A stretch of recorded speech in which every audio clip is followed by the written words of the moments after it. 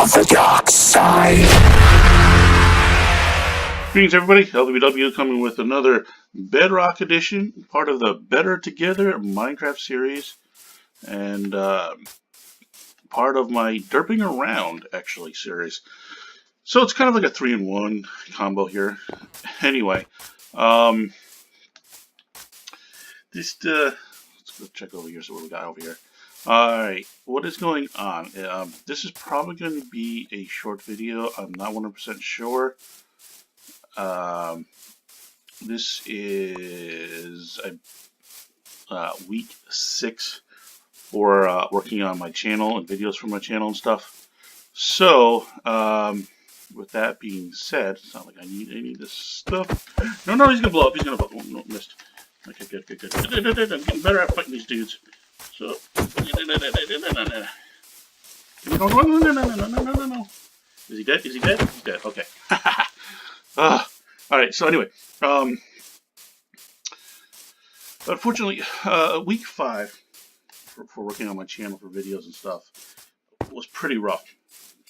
Week 6, which is this current week right now, started out okay, but it is becoming pretty rough because there's a lot of issues that are developing with my family at this time.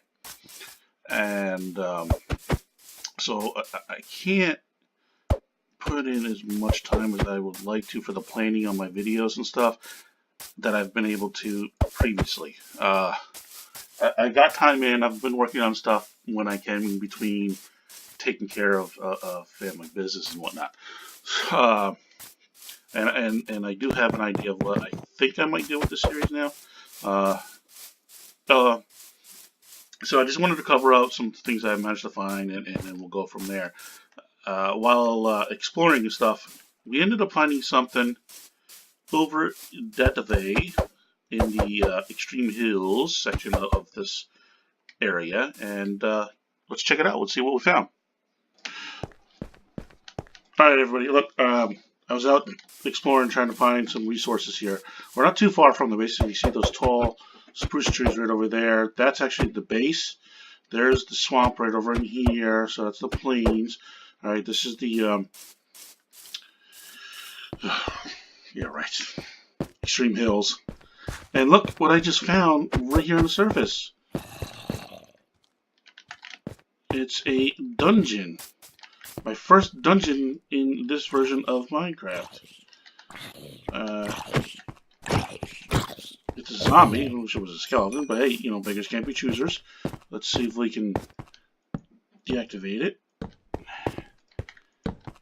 It's got a single chest in it. So we have a way to at least get maybe some XP now. What did we find? Oh, we got a saddle at least. I'll take that. Okay, I'll take everything, but and of course, let's see, cat. Oh no, 13. Okay. Well, I figured I'll just hit the record button because we found this right here. Ta-da! We have a dungeon. Alright, welcome back. So, as you can see, that's actually the first spawner I've actually found playing on this version of Minecraft. And remember, this is the actual Windows 10 version on the PC. This, of course, is part of the console and the app versions of Minecraft. So, I've played just a little bit here and there. You know, I have a Kindle and I play on the Kindle a little bit. My kids play more than I do, actually. I am starting to get used to this version of it, though. And now, since the last recording and this recording, a new edition has come out. A new update for this version of it. And in that version, they've actually fixed a few bugs and allowed a couple of different things. If you notice up in the this corner over here where my cursor is, you'll see that the coordinates are now listed. They have decided, Mojang that is, that the coordinates is no longer considered a cheating element, and therefore it now allows for us to use coordinate location. You're supposed to be able to toggle that on and off. He's going to shoot me.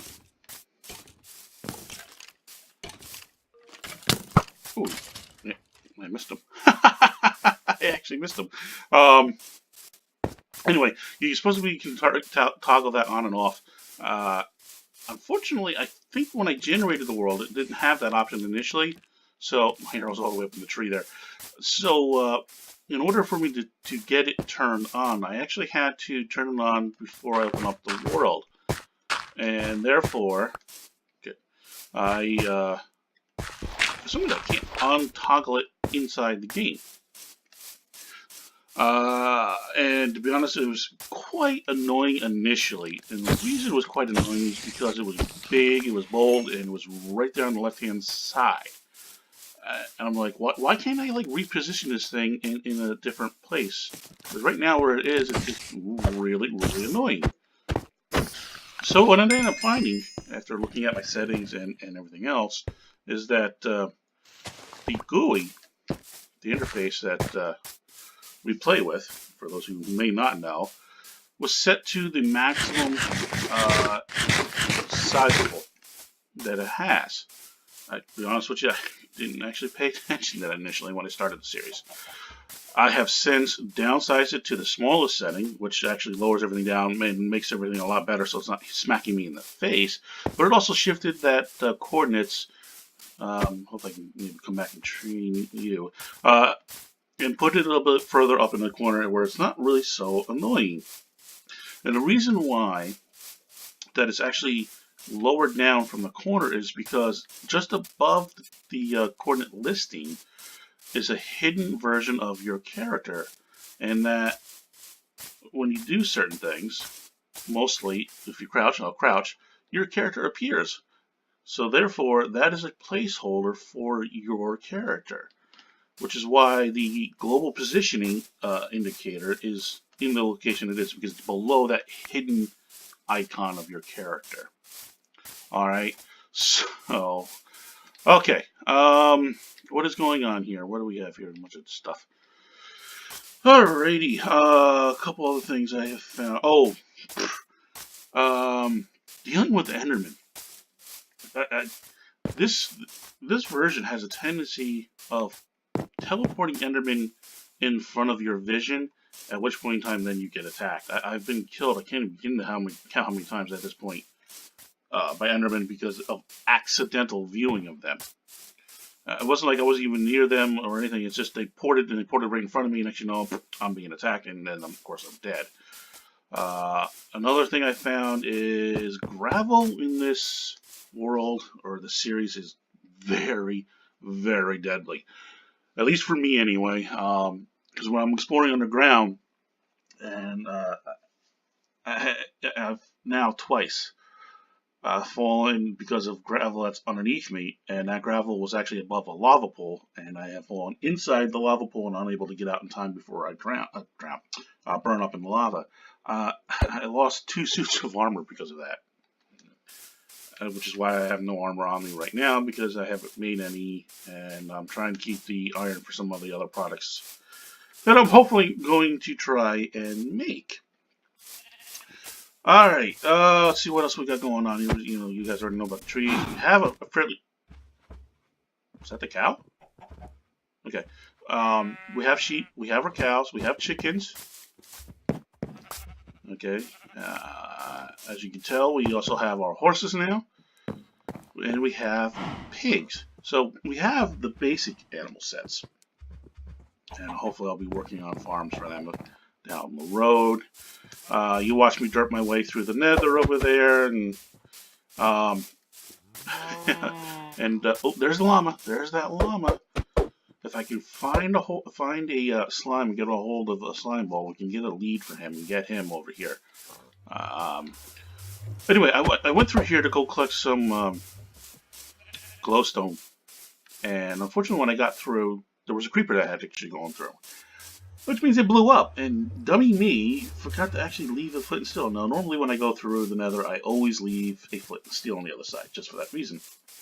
So I had to kill myself in order to get home, because I didn't have any way of relighting the portal on the other side. So unfortunately, there are now 2 portals in the nether that work on this one, and eventually I will fix that. Alright, I'm going to lose the daylight soon. So, I have been looking at some other worlds of maps, learning, what people are doing with their worlds and stuff like that, to hopefully give me some ideas of what to do here. There's a nice little small flat plain area that's a little over that way. We have this extreme hills here. There's a small little swamp there. There's this large spruce forest that's over there. Yes, I know it's actually not called a spruce forest, but just to give you an idea of what it is. And this is kind of a hilly plains here. And oh, that's another thing too.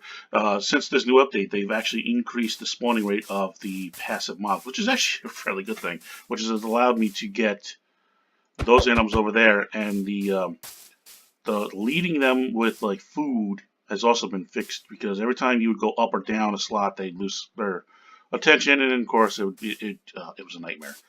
Thankfully, they fixed that as well. So now we have passive mobs in abundance, which is really good, and that's going to definitely help out, especially when it comes for food and stuff. And now that we actually have the farm area, we can actually start collecting stuff that we need, such as like the leather for the books for enchanting.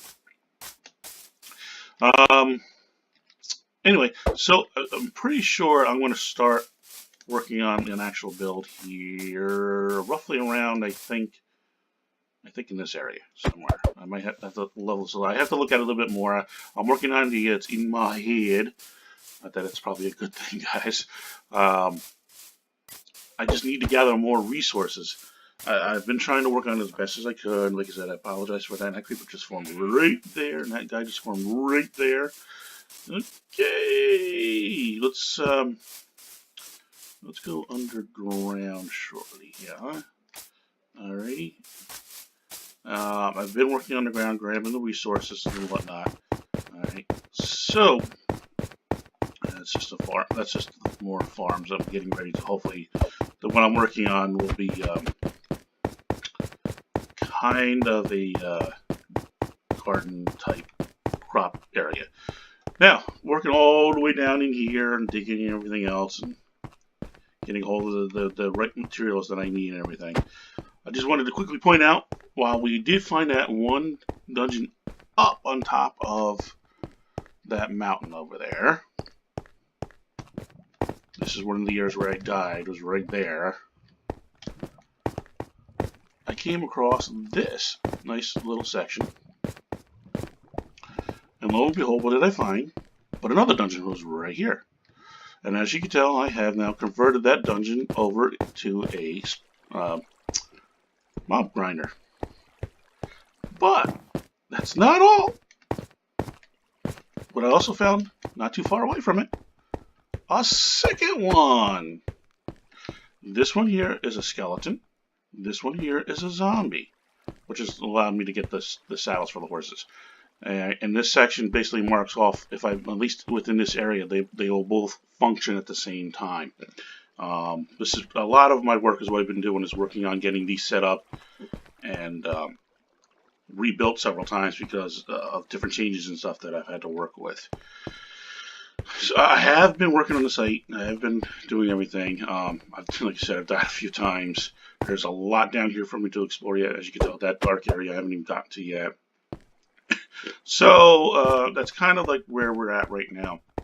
And next week, I am planning and hoping that we'll actually begin building that base up above. All right, guys.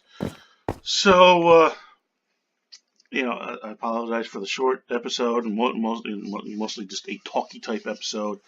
But I wanted to get something out. I wanted you guys to know what was going on. That the series is not going to disappear, at least as of right now. There is an idea I'm considering. Now that I actually have access to the seed of this world, I may place that seed into the PC version or the Java edition of the game and see what might actually be the difference between the Java edition world and the Bedrock edition world. If there's enough similarities, I might do a compare and contrast kind of thing with them. I don't know. I'll have to check that out, and I'll let you guys know what's going on with that. So I appreciate everybody kind of like joining me and having some patience with me as I try to work through my family's difficulties right now. All right, guys. So thank you very much, and I really appreciate the help, the support, and everything else. All right, guys. So you all take care of yourselves. Be kind to everybody. Peace.